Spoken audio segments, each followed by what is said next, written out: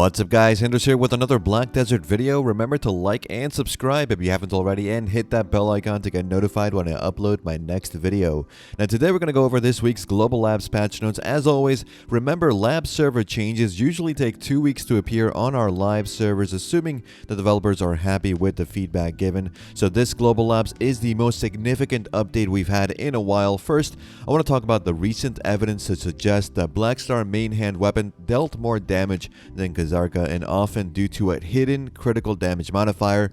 It ended up being 1 to 2% in the end with testing, and sure enough, the developers have said this was an issue, and instead of taking it away, we will give the 2% more crit damage not just on Blackstar main hand but also on Kzarka Offin. It will also reflect the change on the tooltip, so free damage for Kzarka Offin users. They also addressed how some items are just not working correctly or behaving strangely. Some accessories even giving Pearl outfit set effects when they obviously shouldn't. Rokaba set giving 15 more evasion than it should. Things like that. So they have added a completely revamped way of displaying the tooltip and coding the item. It is now more linked with the item code. So in the future, if you have an item that says stamina plus 100, you can be sure that it is coded that way.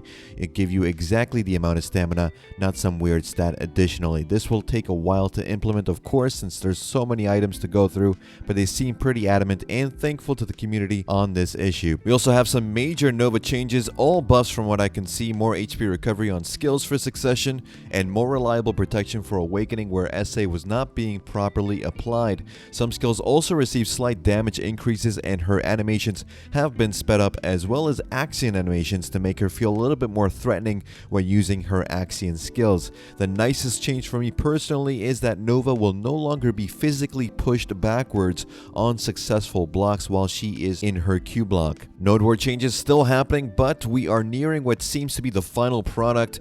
We now have a new conquest and node war map that shows each guild and their territory as different colors, so you can more clearly see where the base fort is and which annex fort are established in the region.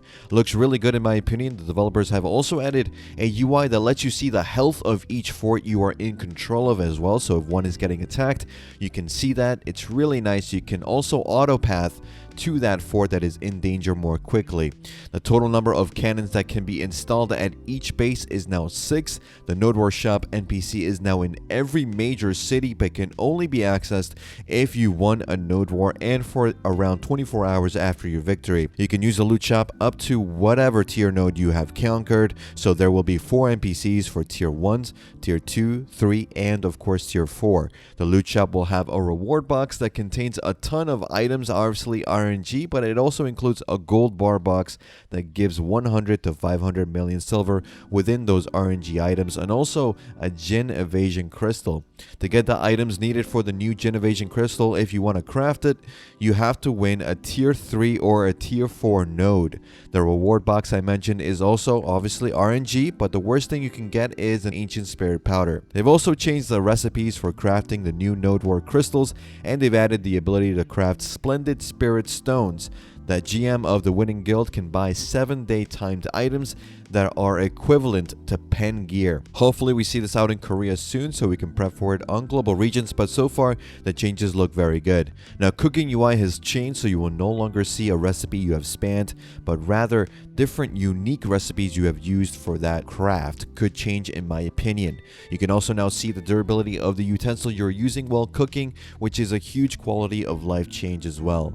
Now lastly, the introduction to target highlighting in NPCs. You go to your knowledge tab and you mark a monster you wish to highlight on your minimap to better easily more grind that specific monster. The mob will now show as yellow in your minimap, so you can more clearly see and focus down that mob for either knowledge entries or, more importantly, for potion grind for those specific monsters you know drop the potion piece.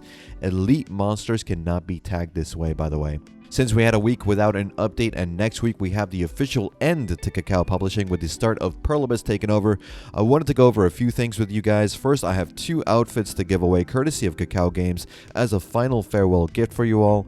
All you need to do is be subscribed to my channel, like this video, and leave a comment. I will message the winners on Monday the 22nd of February. And if you're playing on PC and you play on the NA and EU regions, make sure you're transferring your account by the 24th before maintenance to receive, quite frankly, a highly generous boon of loot as we progress into Pearl Abyss Publishing.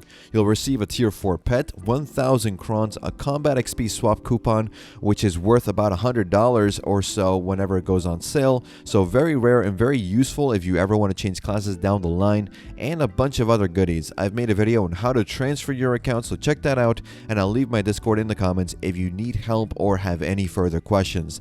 And that's pretty much it for this one, guys. What do you guys think about the upcoming Node War changes? Will you be utilizing the new monster marking system? Let me know in the comments, and as always, guys, thanks again for watching. Thanks for listening. I'll see you all in the next one. Take care.